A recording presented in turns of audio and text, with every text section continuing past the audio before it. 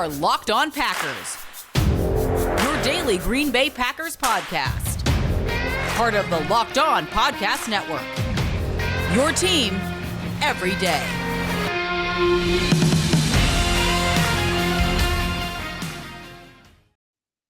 You are Locked On Packers, part of the Locked On Podcast Network, your team every day. I'm Peter Bukowski, and I cover the Packers for The Leap, a newsletter I would love for you to subscribe to. You can follow me on Twitter, Peter_Bukowski. Follow the podcast on Twitter at Locked On Packers. Like us on Facebook. Subscribe to the podcast, iTunes, Spotify, Google Podcasts, wherever you find podcasts, you will find Locked On Packers, the #1 Packers podcast on the internet. And the show for fans who know what happened. They want to know why and how. Ahman Green, former Packers running back, is on the show today for Expert Tuesday. We have a long conversation coming up, so I do not want to waste any of your time before we get to that interview, because Ahman had a lot of great stuff, a lot of great insight that he is able to share, including how fans can get over what was a brutal loss. If you missed our show from Saturday night, it was in your podcast feed on Monday. If you missed the live show, some of the wording may seem a little weird because it was Saturday.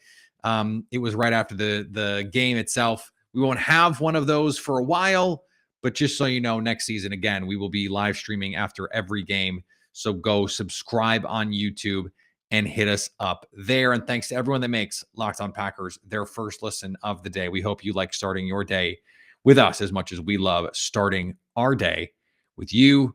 Without further ado, here's my conversation with former Packers running back Ahman Green. Joining me now, he was a 2-time All-Pro, a 4-time Pro Bowler, Packers running back Ahman Green, and he is one of the hosts of the On My Block Packers podcast on the Believe Network. Ahman, thank you so much for being here. Hey, Peter, thanks for having me. I appreciate you. So, as I said before we jumped on here, I fully expected to be talking about the NFC Championship game and how the Packers matched up with either the Rams or the Buccaneers. That did not happen, as you well know. So, did you expect that too? Like, were you going into this game going, yeah, the Packers are probably going to win? Yeah, and it was going off the fact that obviously they earned the first round bye. They got that #1 seed. But the last 3-4 weeks of football for the Packers offensively is what I liked. And defense had been there for the whole last 2 months of the season. They've been showing up. So I knew defense was going to come out to play.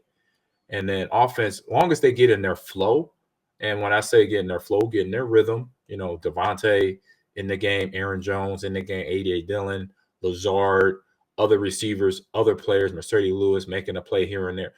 When they're in that flow, and what we saw in the first drive of the game, I was like, okay, here we go. This is what they've been doing all year long. Let's go. And now, once the ball went back to the defensive side, let's see if the 49ers going to come into Lambeau like they did into Dallas, where they established the run game right away with Elijah Mitchell and then Deebo Samuels later in the game to win that, to pretty much beat up the Cowboys in their stadium. So I was expecting to see that, but then also I knew the Packers defense was going to be basically show up and shut them down, which they did. For the most part, the 49ers offense, I'm watching it right now. It was negative 10 yards in the first, second quarter. Yep. Negative 10 yards offensively in the second quarter. So defense was there. So to see the overall result was it wasn't until today. I just got done doing my podcast with Mike where we got it all out. We flushed it out. It's like, I can't believe I just watched that. But then also the Chiefs and the Bills and the Bengals and, the Rams and, it was just Rams and Tampa. It was just amazing football. And I know we talked about it off record. You're going to ask the question how you get past that. So I'll explain that later on. We will definitely get to that. I don't want to open any more wounds right now than I need to. We will save that for the end. This is a Packers team that offensively, you mentioned it, the rhythm, they lost it. When you have a great quarterback and you played on those teams with Brett Favre, you guys were going to the playoffs. You were a good team, but you're not him, right? So is there anything that you or the coaches, like, how do those conversations go on the sidelines where it's like, okay, how can we get back in the rhythm? Take me through that part of it. Yeah, just a conversation of basically talking with the quarterback, talking with the running back or the receiver or your old line, having a meeting on the side, quick meeting, saying, "Hey, let's get back to what makes us us." The run game, the pass game, the short screen game. That means, but then it's the fundamentals of execution. When the ball's thrown your way, catch it. When the hole's there, hit it. When you got a guy in front of you to block them. Just start with fundamentals first, and then just get back into your game. You can't think, okay, we got to get a big play here. We got to get this big completion for 20 yards or 10 yards. When you think that way, you're not thinking with a solution. That's just hopes. You got to have an actual hard-nosed game plan to just say, okay, we do the fundamentals, we block, we catch, plays that happen when we do the fundamentals. Can you think of an example where you're in a game, doesn't have to be a playoff game, and you come over and there's some sort of conference on the sidelines, and it's like, okay, let's get to this play or this concept or something, and all of a sudden it springs a play that opens things up for you as a team? Yeah, I would say probably any Bear game when we knew we found out right away Urlacher's rookie year, he couldn't stop the run head on. Okay. So to us as a lineman and the running back, myself, we were all talking. It's like, we need to run power and ISO all day. Forget the power toss. Forget the 98 handoff solid, 99. He's too fast for that. He's running around us when we're doing the power toss. Let's just run right at him. And so I remember coming to the sideline, and I think the first person that said it to Coach Sherman was Mike Wall. It's like, we got to run ball, 96, 90, 98, 96, 95 power, 95 counter. Let's go. That was the first comment. Then somebody else said it, and I said it, to Coach, let's go downhill. This guy, he's a great linebacker, but we can't stop doing what we like to do. Is we like to run the ball downhill, and then we're effective. Then everything else opens up. The play action pass off the run, because now the run is established. So having those conversations, you got to be open with your players. You got to be open with your coaches. You got to be open with each other, because then at the end of the day, you have the success that you need. And so if it's coming from a player to coach or coach to player, you got to sometimes tune in and listen in and understand. And not saying that it happened on the sidelines here in this game, but you got those moments sometimes that you want to tune in. Like, as a coach, you got to realize, hey, you don't know everything. For one, you're not on that field. Right. Getting hit in it, you're standing in the cold weather, but getting hit in the cold weather is a whole different thing. So you got to understand what perception the player is giving you. Hey, coach, I see this. I'm like, really? You know what? Give me a play that can, take advantage of what you see, and let's go from there. So, yeah, the tangible solutions part of that, I think, is huge. I'm glad you mentioned identity. You said we need to get back to doing what we do, who we are. I felt like the Packers got out of their identity at times in this game, in the way that they can spread the ball around. In a lot of the RPO looks, we didn't see hardly any RPOs. I mean, did they throw that screen more than once or twice on the edge just to give them something different? That was it. Right. And they were one of the heaviest RPO teams all year. Now, maybe they were giving it on those looks, but I didn't even see that many. Did you see what I saw in terms of this is a team that got a little bit outside of their identity? It felt like we reverted a little bit to seeing what we saw in 2018, 2019, where it's Rodgers go make a play to 17. Yeah, I did see that. And unfortunately, the reason why was the fact that once the ball went somewhere else other than Devontae, and then it was a result of a fumble, Mercedes Lewis. Great season, great blocker, great leader, just has a play. He's human. Makes a mistake. The defender, Fred Warner, San Francisco linebacker, makes a good punch at the ball. Ball pops out. Future Hall of Famer Fred Warner, by the way. Exactly. Right. And so the thing about that moment, okay, guy's going to make plays.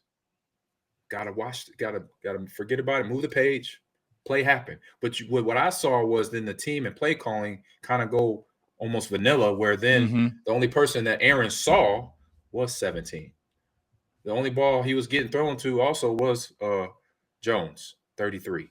Those were the only two people, because you look at his the stats, in usual regular season stats, and up until now, you saw 8 or 9 people catch the ball with 2 or 3 receptions or more.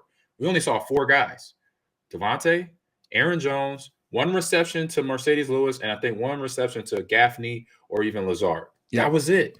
They only had 1 reception, so not able to really spread it around, just show where that mindset went to Aaron, and then to the play calling to, like, oh my God, we don't have, maybe lost that confidence in throwing to other players. And you got to have that confidence, no matter the stage of the game. I don't care if this was the first game of preseason. You got to show that confidence as a coach to call them plays, and then the player to execute them, to catch it, to secure it, to throw it, to then keep the confidence flowing through the offensive side of the ball. All right, more to come with Ahman, but today's episode is brought to you by BetOnline. BetOnline would like to wish you a happy betting new year as we continue to march toward the Super Bowl, unfortunately without the Green Bay Packers. But you can still have happy times watching the games because you will have action on it. BetOnline remains your number one spot for all your sports wagering action for 2022. New year, new updated desktop and mobile website. Sign up today and get a 50% welcome bonus on your first deposit. Just use the promo code Locked On to get started. From football, basketball, hockey, boxing, UFC, right down to your favorite Las Vegas casino games. Don't wait to take advantage of all the amazing offers available for 2022. BetOnline is the fastest and easiest way to bet on all your favorite sports. BetOnline, where the game starts. And thanks for making Locked On Packers your first listen of the day every day. Big announcement, Peacock and Williamson, the NFL show, they are going on the road for Super Bowl week in LA. Follow Peacock and Williamson NFL show to get the most comprehensive coverage of the big game. It's free and available on all platforms. We heard a lot about the cold coming into this game. They mentioned it about 100 times on the telecast, what the weather was. As a player, once the game starts, how aware of it are you, and what are the challenges that it really presents to you in the game? For me, I was built different. I'm a Midwest kid. I'm born in Omaha, Nebraska. Yep. But I was raised in Los Angeles, California. So 10 years of my life, I was in 70 degrees year round. But we moved back when I was 13. And my first year of Little League football back in Omaha, I remember the championship game of my Little League team. We played in a game that was negative 25. And no, I'm 13 years old. But you know what was on my mind? This to answer your question, you know what was on my mind? Winning the championship. I wasn't worried about how I was not worried about how cold it was. We had hot chocolate at halftime. We didn't have Gatorade. We didn't have water. We had hot chocolate. That's when you know it's cold. I said it to myself. I'm sitting there drinking a hot chocolate. I'm like, hey guys, y'all know it's cold when we're drinking hot chocolate at halftime. So no, I'm not worried about the weather. I'm worried about kicking that other team's butt because I know what's on the line. And so as a pro, that's the last thought I'm thinking about. I'm thinking about alignment. You know, once I see the linebackers look, oh, they're blitzing, or I see the coverage change, safety's rotating. That's what I'm thinking about. And I'm thinking about the plays I need to execute when the play is called in the huddle by the quarterback. So that's the things I'm thinking about. But for most players, there are players that go down that road of, man, it's cold. How many layers you put on? I heard defensive players put little grease on their shoulders to insulate heat and all that. And I'm like, bro, if you're thinking about that, you beat. You beat. So, it depends on the player. Like I said, it didn't matter to me. I could have played in North Pole or Russia. I would have been good to go. But it's some players and definitely coaches that can have that as a worry. And to me, worry is fear. And that's something you can't have in football. You can't have fear. You can't have worry. It's a game. The guy that I think some 49ers defenders late in that game might have been afraid to tackle would have been A.J. Dillon. He breaks his rib in the game. Is that what happened? Oh, man. Yeah, we found out he told reporters on Monday that he had a fractured rib, tried to go back in and just couldn't. Felt like he would have been hurting the team if he was out there. How big a loss do you think that was in terms of trying to, because Aaron Jones, it's not like he didn't play well. He played pretty well getting downhill, but it's just, again, speaking of built different, I mean, A.J. Dillon is built physically different than basically anyone in the league, not named Derrick Henry. Correct. And that's, I wish that was a number thing. 20, maybe 15% of the offense right there gone. Yeah.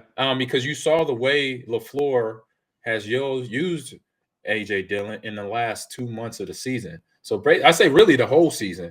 And it just, his plays inclined. It grew as the season went on because once the offense got in flow, that means getting first down, scoring points. Eventually, if they had the lead, which they did in most of the games up until this game, if it was before halftime, it was if it was 100%, if it was after halftime, third quarter, you would see the run game get, reignition. All right, here we go. We got a 14-point lead. Let's get 2-8 in there and just beat them up. And they would take that. And Aaron already does it real well, is where he lets that clock all the way get to 0 before he snaps it. But then they're doing a run game and they're picking up 4 or 5 yards a pop, which as a defensive player, I learned this as a running back. Trust me, it wears on a defense when you have a guy, not only if he's heavy, but if he's physical on top of that. Fourth quarter, they don't want to deal with 28. They're tired. They're beat up. And so that's what they've been doing. It's unfortunate. So that was the loss they have. That was the guy that would have helped this stay balanced with both defense playing great football, but then one defense having a battering ram like A.J. Dillon, and then mixing in Aaron Jones with his edge, getting to the edge and catching the balls out the backfield. That would have been another element that defense would have had to try to stop. But then since they didn't have A.J., then that was one of the big things that we're missing. And a lot of, I say to the fans don't really watch the game like we do. I saw that instant. I'm like, once I found out he was out, I said, oh man, this might be a problem. I wanted to ask you about A.J. Dillon even before we found out about the injury, because he seems to have changed the runs that they get to as well. And it's a lot of runs that have kind of gone out of vogue in the NFL. Now everyone wants to run the wide zone, and some of these power schemes, the counters, the gap scheme stuff, that's not really what teams are doing most of the time. Now Kyle Shanahan does it. He gets to it in some really fun ways. Right. And now A.J. Dillon can do it. I'm just wondering how much more you think the Packers could lean in on this in a NFL where everyone is going spread. They want to play nickel. They want to play dime, and the Packers are a part of it, where if you can run even just like duo from shotgun, all of a sudden now you have this 250-pound guy who's taking on 200-pound defensive backs. Like, it seems to me this could be an advantage more even than they have utilized to this point. No, it is. You're 100% right. It is a huge advantage because, like I said, it comes when the time is needed. Fourth quarter, say if it's a tight game, and you got the ball, you got the lead by a few points, and you just need to close it out. Trust me, a 250-pound full running back, along with whatever tight end or other fullback they want to put in front of him, it don't matter the weight after that, it's a problem for defensive players because fourth quarter, when they know the game's on the line, they already know what's about to happen. They know it's run time because obviously it drains the clock. It's like, all right, we got to deal with this guy for the next 5.5 minutes. And it's the thing about, do you want to do that? And a defense. The Packers went 3 and out. They got the ball back with 6 minutes left, and they went 3 and out. If they had A.J. Dillon, he gets at least one of those carries, probably, right? Yeah. More than one. But when you got a defensive front and you don't have AJ, you got a defensive front like Armstead, Bosa, right. And the way they rotated their defense alignment, they do a good job of it because they know obviously they want the best players at the end of the game ready to go. So they want Armstead in there, 80-90% strength. They want Bosa in there 89% strength in the fourth quarter because they know they might have to win a game like that with this offense with the A.J. Dillon. So not having that in there, like I said, it's something that I say teams have to keep, because if you don't have this in your offense, a run like a double tight end set or just a power run offense, it's hard to get through the playoffs. It's something where you got something very special in the pass game that then keeps you away from calling or having a package of run plays and personnel plays like that. Just a couple more things here as we finish up. You teased it. You were on the field you weren't on the field. You were on the sidelines for 4th-and-26. I was on the sideline. Yeah. Right. For one of the most gut-wrenching plays in Packers history until the last 10 years, because now it seems like there's been 5 or 6 more, including the punt 6 that the Packers just experienced. As a player, as a team, what do you have to do psychologically to get past just like at first the pain, but then okay, now I've got to reset. We got to go through a whole more offseason, and now we've got to go do the thing again in 6 months. Mm-hmm. Yeah. So as a player, so what I've been through real quick, so you understand how I know this. I played traditional sports since I was 5. Mm-hmm. Football, baseball, basketball, ran track. I remember trying to think Little League, anything Little League wise. No, from a game standpoint, no. I would say high school, first situation like this. I'm at a divisional track meet. I'm the anchor on a 4x1, and one of the our rival high school obviously has their best anchor. His name is Ronnie Dawes, fastest guy in the state of Nebraska. And I'm a sophomore, and so I'm just getting, wet behind ears, all that fun, all whatever you say about being a young athlete. So all the seniors and juniors said to me is, "Hey, Ahman, we just get you the baton, just run," and that's it. I'm like, all right, cool. So boom, I got the baton. I'm running. All of a sudden, I hear. That's Ronnie Dawes. That's how he runs. He runs. He's very loud when he runs, so you can't not hear him. So I hear him, and hearing that breathing broke me down, and I just gave up all my fundamental of sprinting. My arms went left and right instead of just running straight and paying attention and staying focused. So he broke my focus. So that right there, detrimental to me as a kid, and my teammates. We got 5th place or whatever, and I was just like, man, what could I have done better? Why did I do that? And guys, my teammates supported me.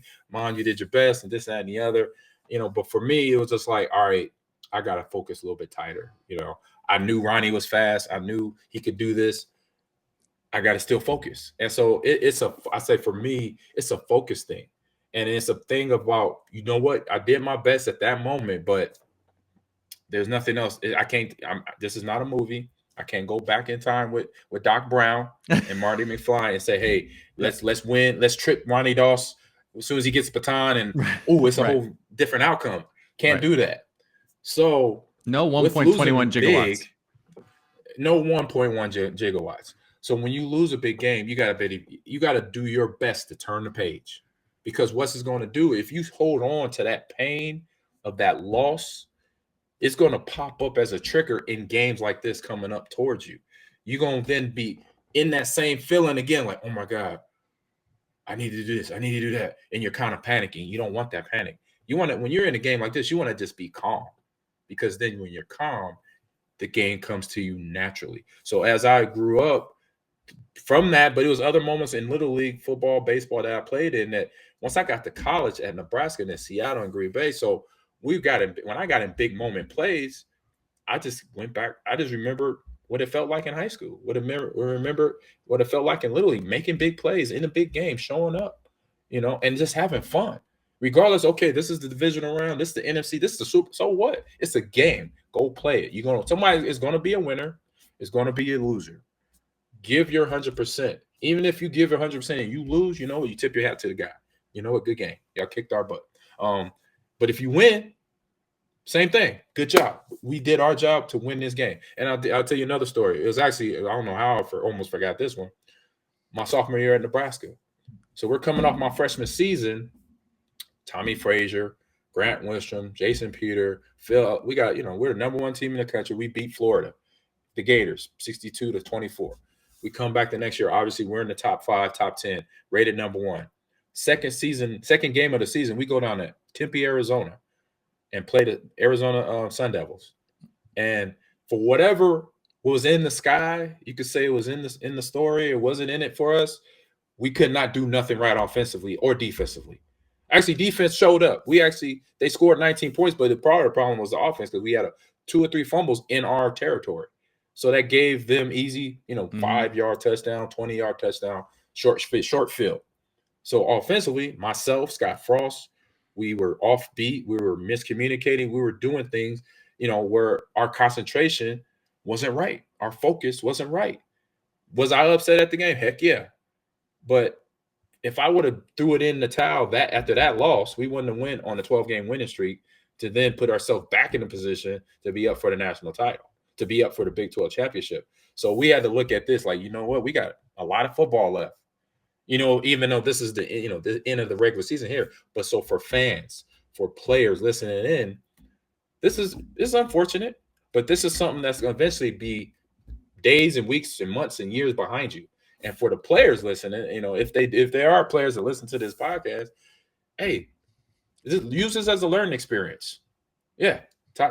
Use this as a learning experience. And for the fans, use this for, I know Packer fans, I know y'all listen to this, and y'all have to please take my word, because I love y'all. Y'all are one of the best fan bases out here. So take this as a learning experience. there's been worse days, and we've had better. More days of better winning, better games will be coming. Take it on the chin, just like the players do. Take it on the chin and get ready for the next season. That's all they can do. That's all you can do. So there you go, Peter. I love it. All right, before we finish up with Ahman Green, let's talk about Get Upside, this incredible app that helps you get money for doing something you were already going to do. My listeners are earning cash back for every gallon of gas every time they fill up. Just download the free Get Upside app on the App Store, Google Play right now, and use the promo code TOUCHDOWN for 25 cents per gallon or more on your first fill up. Cash back. Don't pay full price at the pump anymore. Get cash back using Get Upside. Just download the app for free and use promo code TOUCHDOWN for 25 cents per gallon or more on your first tank. Some people who drive a lot are making as much as $200 or $300 a year in cash back, and there's no catch. The cash back gets added right back to your account. You can cash out anytime to your bank account, PayPal, e-gift card. Just get paid for doing a thing you were already going to do. That's promo code TOUCHDOWN to get that 25 cent, up to 25 cents per gallon or more cash back. I love it. I love it. I just have two quick questions because I have to ask about Aaron Rodgers and I have to ask about Brett Favre. You were there early in the Aaron Rodgers experience before we really got to see Aaron freaking Rodgers. And it wasn't really until that 2007 season that we saw Aaron be Aaron, and you were in Houston, I believe, at that time. But in those early years, he in the games that we saw anyway, he didn't look like it. What, if anything, did you see behind the scenes in those early years? And I'm thinking about this specifically as we try and assess where Jordan Love is, because my recollection of Aaron Rodgers in 2004, 2005, 2006 was that looked like a ridiculous mistake. And all of a sudden he became what he became. Right. From a player standpoint. So from my point of view, I knew he was going to get there. I knew he was going to get where he's at right now. Why? I watched the year he got drafted. Everybody was hyping up him, Alex Smith, and a few other quarterbacks. I think it was Phillip Rivers, Eli Manning was also in that draft, I believe, 04 draft, or 05 draft, excuse me, and how he fell.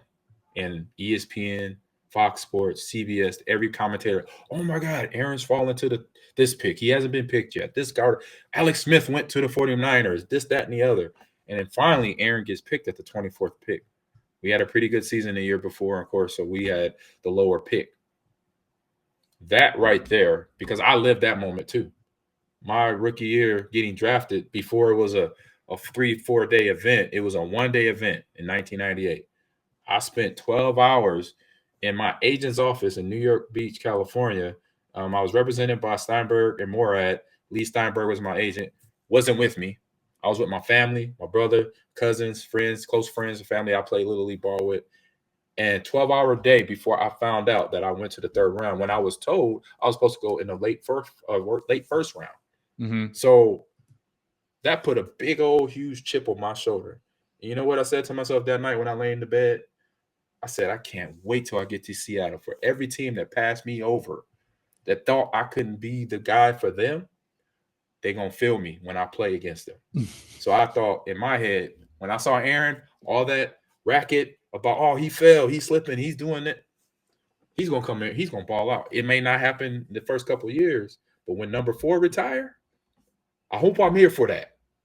You know, in my situation, I went to Houston, true, but that's a whole nother story we could get into, where I didn't want to be in Houston in the first place. We just put this full disclosure there, because I knew, I said, that boy gonna come in here and play some football when he gets his chance. He's gonna show up, and he did, and he's been doing it for the last 17 years. So you did eventually get to play with the Packers back. I came back. You came back, which is a fun storyline. It's still weird to see you in that 3-4 jersey, because we remember you in the 3-0, right. And I don't know if you had to have an arm wrestling match with John Kuhn or what. I feel like you probably would have won that if you'd have had one. So there was a conversation, and it was a quick one, and he wanted to put some money on it. I'm like, it's not. It is important to me, but it's mid-season. You can have that, bro. You can have that. And then I just took 34. If 34, Walter Payton Ward, that was one of my guys as a kid growing up, along with Bo Jackson Ward too. So I love them two guys. So I was like, no big deal. I'll take 34. Well, and also, Ahman, like, let's be honest. You like, I think there are people who are not old enough to remember how good you were at your peak in Green Bay. You were the first and only player to ever have 1,850 rushing yards, average 5 yards a carry, score 20 touchdowns, and catch 50 passes. Like that's crazy production. That's Madden stuff. And you know, these kids today, they don't know. They don't know. Thank you, by the way, Peter, for that. Because I wasn't a stat guy when I was playing. The only stat I was worried about was wins and losses. That was the only stat I was worried about. So when I look back at my stats now today online, I could Google them and save it to my the browser. Mm-hmm. I go to it every now and then. I look at it. I can look at it now. I'll be like, you know what? I was pretty good. I was pretty darn good.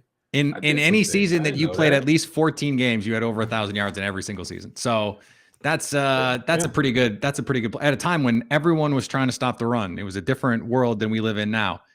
I can't let you go. I played now. Woo. Okay. What's up? I can't let you go without asking for your best Brett Favre story that you can like tell in a PG-13 way.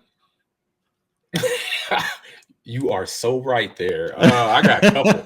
Oh man, let's see here. I've told him so much, so I know how to make them PG now. So okay, that works. Times. Mike told us a story about putting icy hot on his helmet, and that no one would admit to it. And he said he couldn't clap back because it's Favre. That was the story that he told. And he's a big practical joker. He was the biggest in locker room, and I think he did it obviously for fun. Obviously, he wanted to laugh. But I think it was part of his personality. If he did that to you, you knew he liked you. Okay. You knew he loved you. So it's like, all right, funny way of showing it. But just tell me you love me, man. Don't give me icy hot or do this to me. So 03 season, mid-season, we're having an okay year. You know, we end up going. This is the 4th-and-24 season. So mid-season, I come to meetings and practice as usual. Wednesday's practice. My locker, putting my gear on for practice. Boom, right, and I just smell this mildewy smell. It's like, you know, when you wash your clothes too long, or you leave them in there too long, and you get that mildew smell. Yeah. So that's what I'm smelling. So I'm like, I know who I'm gonna give a hard time to. So I go to Red Batty, T-Bone, the guys Nelly in the equipment room. Say, hey guys, man, what y'all doing in here? I know y'all getting paid money to wash clothes, but come on, you know. So I give them I razz them a little bit. Then I'm like, AG, what's wrong? I'm like, yeah, my stuff is a little mildewy, but I know y'all just kind of getting a little lazy, whatever. I'm just playing with them, right? So I'm like, whatever. I said, no, right, it's good. I'm good. I could deal with that. And so I put my gear on, run out to practice. Boom, practice. Thursday, same thing. So I'm like, okay, it's day 2. Weird, but let me go and harass him again. So I harass Red and T-Bone. Yeah. All right.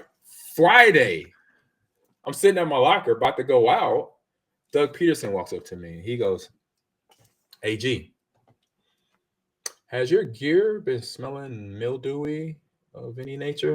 I'm like, you know what? Yeah, the last couple of days I've been harassing Red and them about it. He's like, no, it's not Red in them. It's you been hunting? I'm like, no, I don't hunt.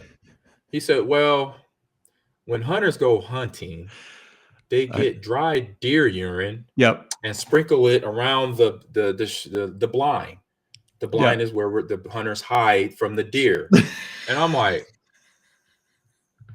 what? No. You mean you got deer pee on my jersey and my helmet and my socks and my shoes and my pants and my shorts? He said, yeah, Brett did it to all of us. Me, Craig Knoll, the other whoever. It was like 4 people. It was me, Doug, Craig Knoll for sure, 100%. I think he hit Donald too. I was like, what the French toast? I said, this dude put deer pee on us for 3 days in a row. I'm like, man, he must really like us.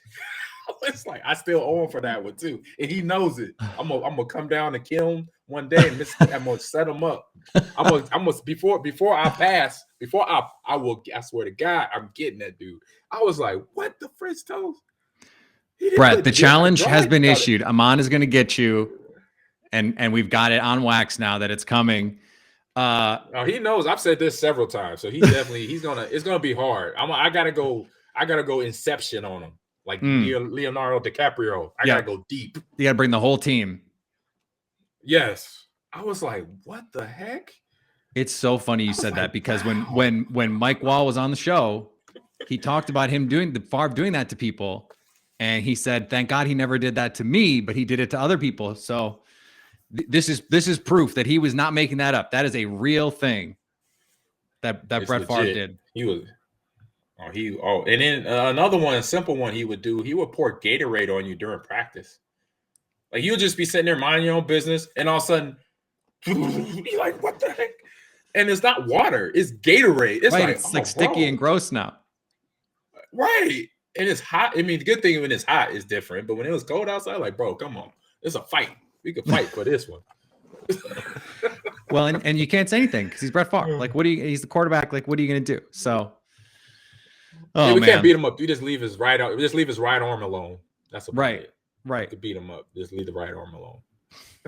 I love it. Ahman, this was so great. Thank you so much for coming on. Again, I'm sorry that we did not get to talk about a Packers win, but awesome insight from you. And plus, we got to hear about you and giving fans advice about how to overcome it, how to deal with it, how to move on. You have to do it. And hopefully they can do it by listening to Locked On Packers and the On the Block podcast. Ahman, thank you so much for coming on, man. Hey, you're welcome, Peter. Thanks for having me. And go Pack Go, and appreciate you, man. All right. Thanks to Ahman Green for joining the show. Awesome to talk to him.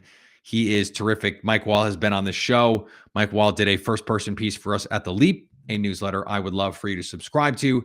So go check that out and check us out. We'll be back here tomorrow.